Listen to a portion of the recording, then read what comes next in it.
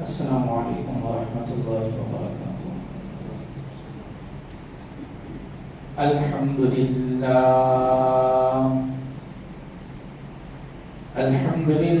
نحمده ونستعینه ونستغفره ونؤمن به ونتوکل علیہ ونعوذ باللہ من شرور انفسنا ومن سیئات اعمالنا، من يهده الله فلا مضل له ومن يضلله فلا هادي له، ونشهد أن لا إله إلا الله وحده لا شريك له، ونشهد أن سيدنا وسندنا ومولانا محمدا عبده ورسوله، صلى الله تبارك وتعالى عليه وعلى آله وأصحابه وبارك وسلم تسليما كثيرا كثيرا. أما بعد، فأعوذ بالله من الشيطان الرجيم. بسم الله الرحمن الرحيم. يا أيها الذين آمنوا قوا أنفسكم وأهليكم نارا وقودها الناس والحجارة عليها ملائكة غلاظ شداد لا يعصون الله ما أمرهم ويفعلون ما يؤمرون.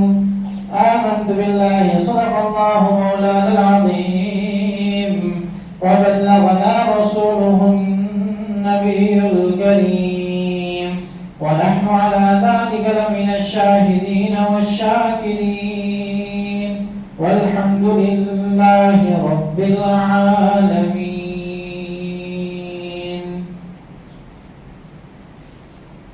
تمام تعریفیں رب کائنات کے لیے جس نے اس خالق عالم کو وجود بخشا. درود و سلام جناب نبی کریم صلی اللہ علیہ وسلم پر، جنہوں نے اس دنیا میں آ کر حق کا بول بالا کیا. سامعین محترم، اللہ رب العزت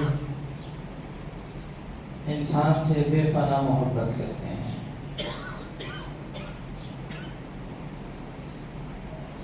اور یہ محبت کی دلیل ہی ہے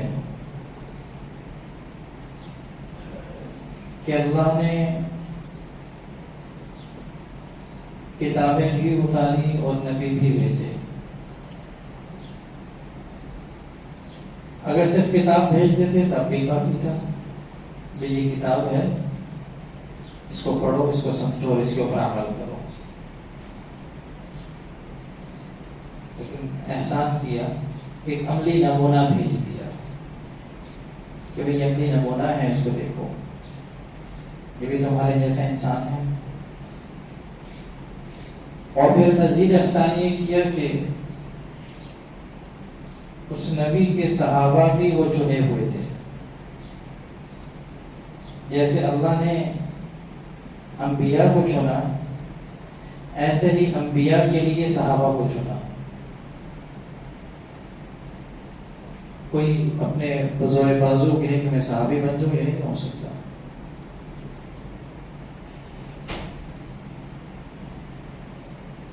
اور پھر اس دین کو محفوظ کیا اور اسی حفاظت سے ہم تک پہنچ گیا.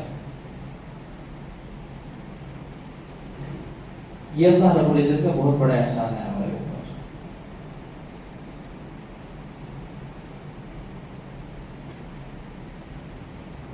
اور پھر قرآن بھی آ گیا، نبی بھی آ گئے، نبی کے صحابہ بھی آ گئے، یہ چیز سلسلہ چلتا رہا. اب اس وقت اس امت کے اوپر جو بہت بڑا احسان ہے وہ علماء کرام کا ہے. یہ امت کے بہت بڑے محسن ہیں کہ اگر یہ علماء کرام نہ ہوتے تو آج قرآن سمجھنے سمجھانے والا ہمیں کوئی نہ ہوتا. یقین کرتے ہیں کوئی نہ ہوتا. آپ نے دیکھا ہوگا کہ فلاں بندہ یونیورسٹی کا پڑھا ہوا ہے، اس نے اسلامیات میں PhD کیا ہوا ہے، لیکن جو رنگ ڈھنگ اور جو گفتگو کا انداز اور جو اس کو سمجھنے کا سلیقہ اللہ نے علماء کو عطا کیا ہے وہ اس کو عطا نہیں کیا.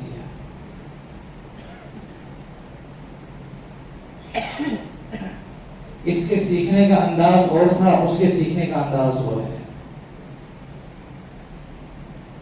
یہ جو سیکھا یہ قسم پرسی کے عالم میں سیکھا، خالصتاً اللہ رب العزت کی رضا کے لیے سیکھا، اللہ کا قرب حاصل کر کے سیکھا، اور ایک باقاعدہ نظام کے تحت رہ کے سیکھا. اس کا اپنا ایک انداز ہے، اس کی اپنی ایک شان ہے، اس کا اپنا ایک مقام ہے. اس نے بھی سیکھا لیکن اس کا بالکل ایک نظام الگ ہے. تو یہ اللہ رب العزت نے جو ہمارے اوپر مزید احسان کیا وہ یہ کیا کہ اللہ نے اس امت کے اندر علماء کو پیدا کیا،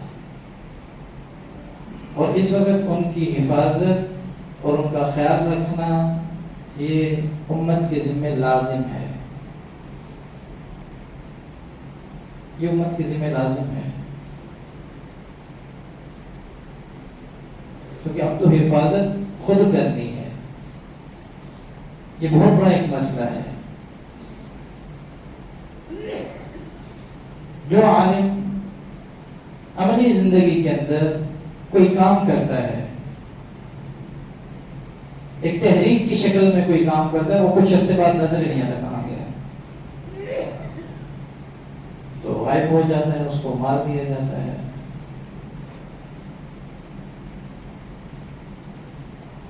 تو یہ اس وقت امت کی ذمہ داری ہے، اور امت کی جو سب سے بڑی ذمہ داری جس کو بار بار عرض کر رہا ہوں وہ یہ ہے کہ وہ ان علماء کے ساتھ جڑ جائے. بس سارے کام سیدھے ہو جائیں گے انشاءاللہ. اللہ کی رحمت سے امید ہے سارے کام بنیں گے، لیکن یہ اس صورت میں ہوگا جب امت علماء کے ساتھ جڑے گی اور اپنی اولاد کی تربیت اس انداز سے کرے گی کہ کل یہ بھی علماء کے ساتھ جڑے ہوئے ہوں، ان کی دینی تربیت کی فکر کرے گی، ان کو سمجھائے گی، دین کے حوالے سے بتائے گی، اس کی اہمیت کا اندازہ دلائے گی. تو یہ دین کی ہمارے ہاں اہمیت کیا ہے، اس کا مقام اور مرتبہ کیا ہے. اس تربیت کے حوالے سے جب گفتگو ہوتی ہے تو پھر لوگ کہتے ہیں کہ حضرت نور علیہ السلام کا بیٹا بھی تھا، ہم نے بھی بڑی محنت کی، کچھ نہیں ہو سکا. حضرت نور علیہ السلام کا بیٹا تھا، انہوں نے بھی محنت کی، کچھ نہیں ہوا، وہ بھی تو کافر بنا نا. آپ ہمیں بار بار کہتے ہیں اپنے بچوں کی تربیت، اپنے بچوں کی، ہم نے تو کر لی.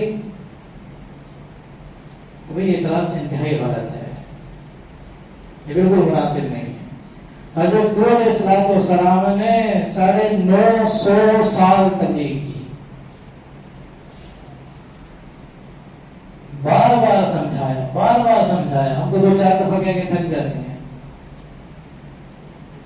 کتنے سال اپنے بچوں پہ محنت کی، کتنے سال اپنے بچوں کو سمجھایا. اولاد کی نیک صالح تربیت یہ علماء، یہ انبیاء کا شیوا رہا ہے، انبیاء کے کام تھے یہ. حضرت یعقوب علیہ السلام جب اس دنیا سے رخصت ہو رہے ہیں تو اپنے بچوں کو بلا کے پوچھ رہے ہیں بتاؤ بھائی میرے بعد کس کی عبادت کرو گے؟ ہمارے یہاں تو یہ ہوتا ہے کہ تمہارے پاس کھانے پینے کے لیے ہونا چاہیے، یہ حصے اس کے ہیں، یہ وراثت اس کی ہے، یہ مال اس کا ہے نہیں ہے، کتنا ہے، کیا ہے. وہ مرتے پہ بھی بیچارہ اسی غم میں مر رہا ہوتا ہے کہ کسی کو کتنا حصہ ملے گا. ساری زندگی پیسے کے چکر میں، مرتے پہ بھی پیسے کے چکر میں، اور ساتھ لے کے کچھ بھی نہیں جا رہا بیچارہ. آپ بتائیں، پوری دن محنت کی، پورا مہینہ محنت کی، پیسہ کمایا، گھر بنایا، ٹھیک ہے، تمام سہولیات زندگی گزارنے کی اس گھر کے اندر میسر ہیں، سب کچھ ہے. کیا ہوا؟ کچھ لے کے گئے صاحب؟ آج تک کوئی لے کے گیا صاحب؟ یہ ساری کی ساری محنت یہ اپنے ورثاء کے لیے ہے، اپنے لیے نہیں ہے. اس کے لیے اپنے لیے اس کے کیا ہے؟ ایک کپڑا کا جوڑا اس نے پہننا ہے، زیادہ سے زیادہ 3 اور رکھ لے گا، 4 رکھ لے گا، 5 جوڑے اور رکھ لے گا. روزانہ بتائے تو 7 جوڑے رکھ لے گا. کتنا کھا لے گا؟ 2 روٹیاں 4 روٹیاں کھا لے گا. پورے دن کی ملا کے 6 کھا لے گا. اب اس سے ہٹ کے جو محنت ہو رہی ہے، جو صبح صبح جاگ رہا ہے، کام پہ جا رہا ہے، رات کے واپس آ رہا ہے، تھکا ہارا ہے، نہ بیوی کے لیے ٹائم، نہ بچوں کے لیے ٹائم، نہ دین کے لیے ٹائم، نہ کسی اور کام کے لیے وقت. یہ کس کی محنت ہو رہی ہے؟ کبھی سوچا آپ کو؟ صرف ورثاء کے لیے. آج میں مر جاؤں، میرا گھر بہت خوبصورت ہو، میرے بچے سکون سے رہ جائیں. بچے بڑے ہوتے ہیں، وہ محنت کرتے ہیں، وہ زور لگاتے ہیں، میں مر جاؤں، میرے بچے سکون سے رہ جائیں. یہ کوئی زندگی ہے بھائی؟ یہ کوئی زندگی نہیں ہے.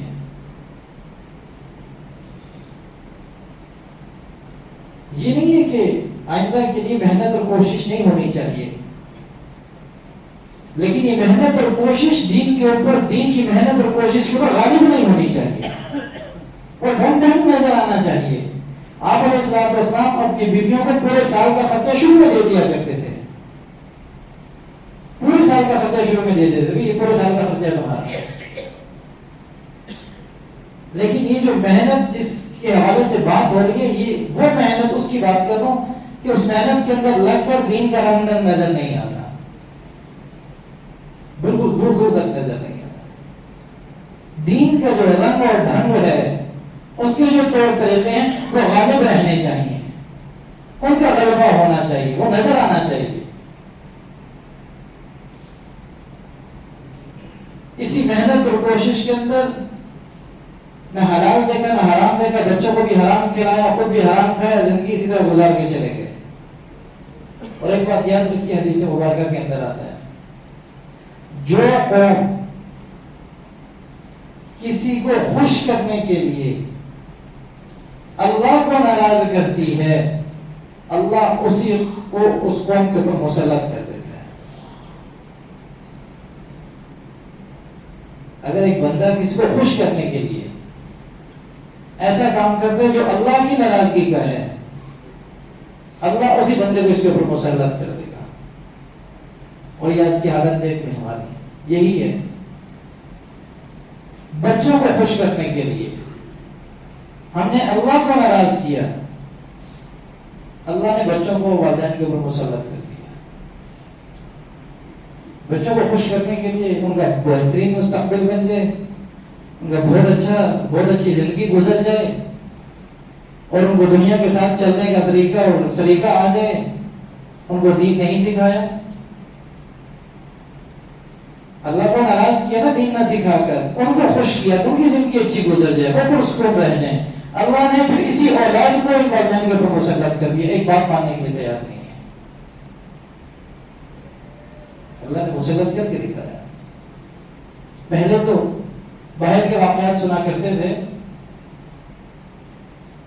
کہ بھئی والدین فوت ہو گئے، پہلے تو شروع میں نرسنگ ہوم میں ڈال دیا، ان کو اولڈ ہاؤس بھیج دیا، اور اس کے بعد یہاں تک کہ وہ مر گئے تو جنازہ پڑھنا بھی ان کو نصیب نہیں ہوتا. بھائی ٹھیک ہے، اب ہمیں بل بھیج دیں، ہم آپ کے بل کی ادائیگی کر دیں گے، ان کو دفنا دیں. پھر یہ حالت ہوئی. اب تو اللہ معاف کرے، ہمارے اپنے یہاں یہ کچھ پڑا ہے. اور کیوں چلا؟ اسی وجہ سے چلا. یہ حدیث کے الفاظ ہے، جھوٹی حدیث نہیں ہو سکتی. آپ علیہ السلام کی بات جھوٹی نہیں ہو سکتی. کہ جس قوم کو خوش کرنے کے لیے اللہ کو ناراض کرو گے، اللہ اسی قوم کو تمہارے اوپر مسلط کرے گا، وہ کر کے دکھا رہے گا۔ تو اس لیے بار بار کہا جاتا ہے ہمارا اپنا مستقبل بھی اسی میں محفوظ ہے، بچوں کا مستقبل بھی اسی میں محفوظ ہے کہ اپنے بچوں کو دین کے ساتھ جوڑیں۔ کچھ سمجھ بھول ہمارے بچوں کو ایک طائف کا واقعہ آ جاتا ہے، تو یہاں پر اسلام نے طائف کا سفر کیا تو وہ بھی نصاب کے اندر شامل رہا، تو وہ بچوں کو آ گیا۔ یہ اس سے بڑھ کے آ جاتا ہے جی ایک بڑی عورت اوپر سے گن پھینکتی تھی، یہ کوئی ایسا واقعہ نہیں ہے، من گھڑت بات ہے۔ اوپر سے کچرا پھینکتی تھی اور آپ علیہ السلام جاتے تھے، پھر وہ کچرا نہیں پھینکا تو یہ واقعہ۔ بچوں سے پوچھیں جی سیرت کے کوئی واقعات آتے ہیں، دور سے آگے نہیں سنا سکتے، نہیں پتا ہوتا ہے کہ بچوں کو سکھانے کی چیزیں ہیں۔ ہم جس نظام میں بچوں کو بھیج رہے ہیں اس نظام میں کہیں پہ یہ نہیں بتایا جائے گا کہ آپ کے بابا ماں کے قدموں پہ جنت ہے، اس کی خدمت کر کے جنت حاصل کر لو۔ وہاں پہ یہ نہیں بتایا جائے گا کہ باپ جنت کی کنجی ہے، اس کی خدمت کر کے وہ کنجی حاصل کر لو۔ وہاں پہ یہ چیزیں نہیں سکھائی پڑھائی جاتی۔ اور اب وہ نسل تیار ہو کر ہمارے اوپر مسلط ہو چکی ہے۔ یہ ایک ایسی نسل تیار ہو گئی ہے جس کو قرآن حدیث سے کوئی سروکار نہیں ہے۔ اب دیکھ لیں ہمارے جتنے بڑے لوگ ہیں جن کے پاس کچھ اختیارات ہیں، ملک کی بات بڑھ جن کے پاس ہے، کیا حال ہوگا؟ 90% سے زیادہ لوگ قرآن کو ناظرہ صحیح نہیں پڑھ سکتے، نماز صحیح نہیں پڑھ سکتے، 90% سے زیادہ۔ یہ بھی بڑی بہت بڑا ایک فگر بتا رہا ہوں، یہ 10% بھی بہت بڑا ہے، بہت بڑا۔ تو اس میں زن رکھ کے کہہ رہا ہوں، ٹھیک ہے، کسی کے بارے میں غلط گمان نہیں کرنا چاہیے، تو غلط گمان نہ کرتے ہوئے کہہ رہا ہوں یہ 10% ایسے ہیں جن کو نماز قرآن آتا ہوگا۔ یہ ملک کی بات ہونے لوگوں کے ہاتھ میں آ چکی ہے۔ ہمارے تقدیروں کے فیصلے وہ لوگ کر رہے ہیں، ہماری زندگیوں کے فیصلے وہ لوگ کر رہے ہیں،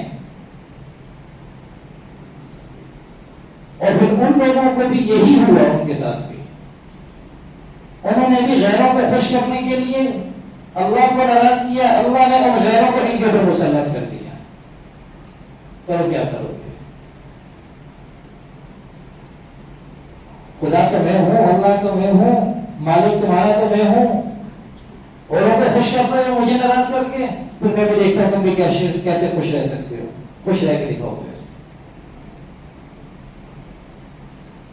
بہت ضروری ہے اپنے بچوں کو دین کے ساتھ جوڑیں، اپنے بچوں کو مسجد کے ساتھ جوڑیں۔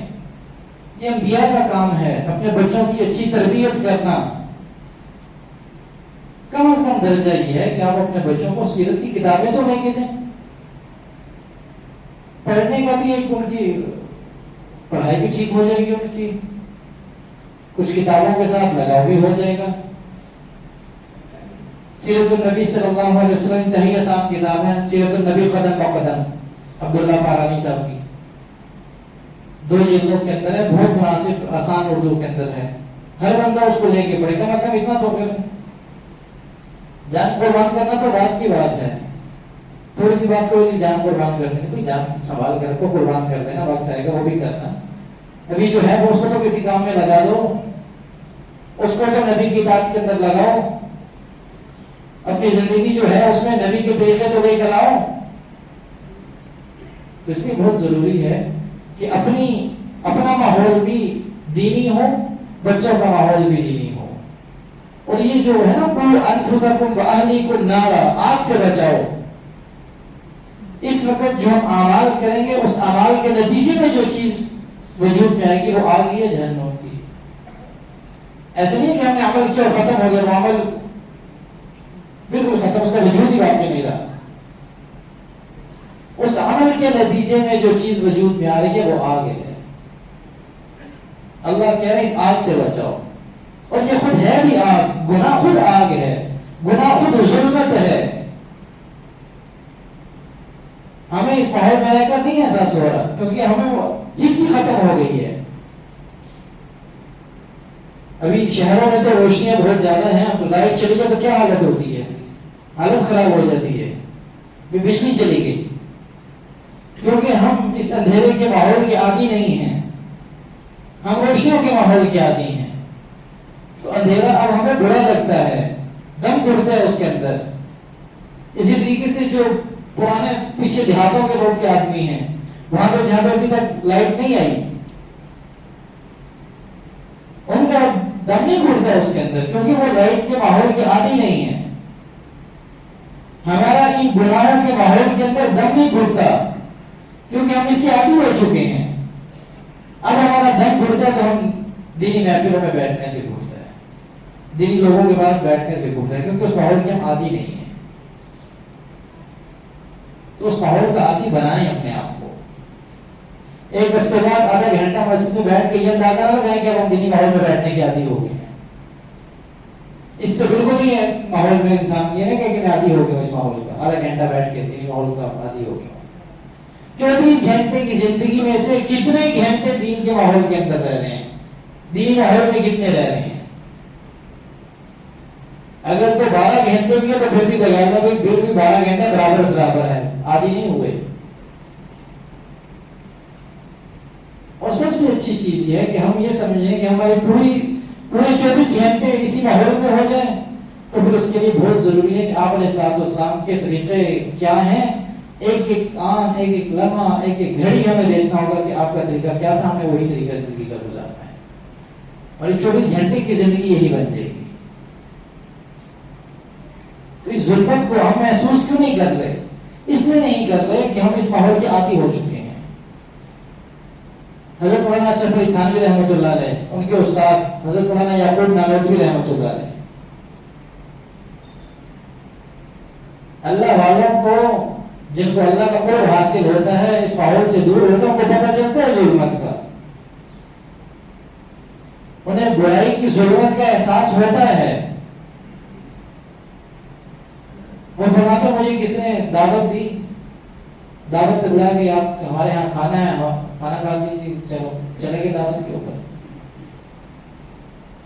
اب کہتے جب پہلا نوالا لیا تو مجھے احساس ہو گیا کہ اس کھانے کے اندر کوئی گڑبڑ ہے، کھانے کے اندر کوئی گڑبڑ ہے۔ کہتے بعد میں جب تحقیق کی پتہ چلا کہ جو کھانا تھا یہ حرام کا تھا، کمائی حرام کی تھی۔ فرماتے ہیں کتنے عرصے تک مجھے دل کے اندر گناہ کے جذبے کا داعیہ پیدا ہوتا رہا کہ یہ گناہ کر لوں، یہ گناہ کر لوں، یہ گناہ کر کے دیکھوں اس کی لذت کیا ہے، یہ گناہ کر کے دیکھوں اس کی لذت کیا ہے۔ صرف نوالا کھانے سے وہ ایسی ظلمت دل کے اندر پیدا ہوئی۔ تو ان لوگوں کو جو ایک نورانی ماحول کے اندر رہتے ہیں انہیں ظلمت کا احساس ہوتا ہے، مجھے آپ کو نہیں ہوتا، کیونکہ ہم لوگ ایسے ماحول کے اندر رہ رہے ہیں کہ وہ گناہوں سے بھرا پڑا ہے۔ اب گاؤں سے کوئی شہر میں آئے آج کل تو یہاں قریب ہو جا کے کیا کہ تم وہ کیسے رہ رہے ہو، نالے کی بدبو ہے، کیسے رہتے ہو یہاں پہ؟ اب وہ جب ہٹتا نکلے گا نا وہ بھی عادی ہو جائے گا، اس کو بھی پھر نہیں آئے گی، وہ بھول سے اسے بھی نہیں آئے گی، وہ اس ماحول کا عادی ہو چکا ہوگا، اس گندگی کا وہ بھی عادی ہو جائے گا۔ شروع میں اسے بڑا ہو گیا، بڑی بو آ رہی ہے، پتہ نہیں کیسے گھروں کے ساتھ نالیاں تمہاری جا رہی ہیں، وہیں پہ تمہیں گٹر بنائے گا، کیسے رہتے ہو عجیب سے ماحول میں۔ تو جب وہ کچھ عرصہ رہے گا عادی ہو جائے گا، پھر اسے بھی نہیں آئے گی۔ ہمیں یہ گناہوں کی ضرورت ہوتی ہے، ہمیں احساس نہیں ہے اس کا، کیونکہ اس ماحول میں رچ بس گئے ہیں۔ اس ماحول کو بدلنے کی ضرورت ہے، بہت زیادہ ضرورت ہے کہ علماء کے ساتھ جڑ جائیں، اپنے بچوں کی صحیح نہج کے اوپر دینی تربیت کریں۔ اگر اس میں ہم لگتے ہیں نا، اپنے آپ کو کھپاتے ہیں، تو یہ انبیاء کا کام ہے، بہت بڑا کام ہے، بہت بڑے اجر کی بات ہے، عام بات نہیں ہے۔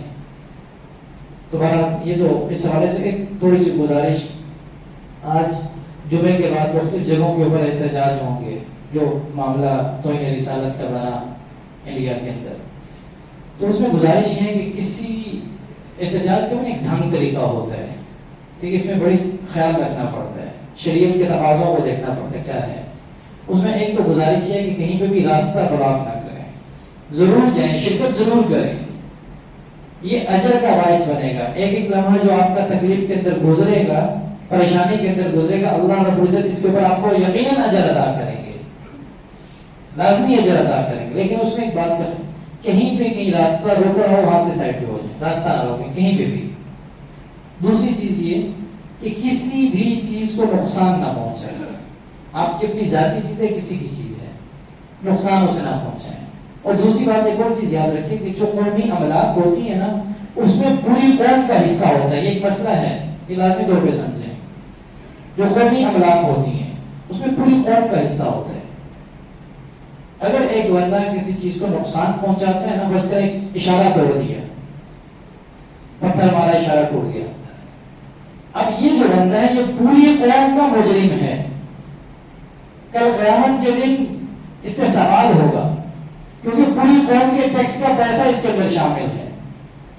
اب پوری قوم کو 22 کروڑ عوام کے سامنے, 22 کروڑ لوگوں کے سامنے کھڑا ہونا بھی ہر ایک بندے کا حساب دو, تم نے توڑا تھا, یہ ہمارا پیسہ تھوڑا ہی ہے.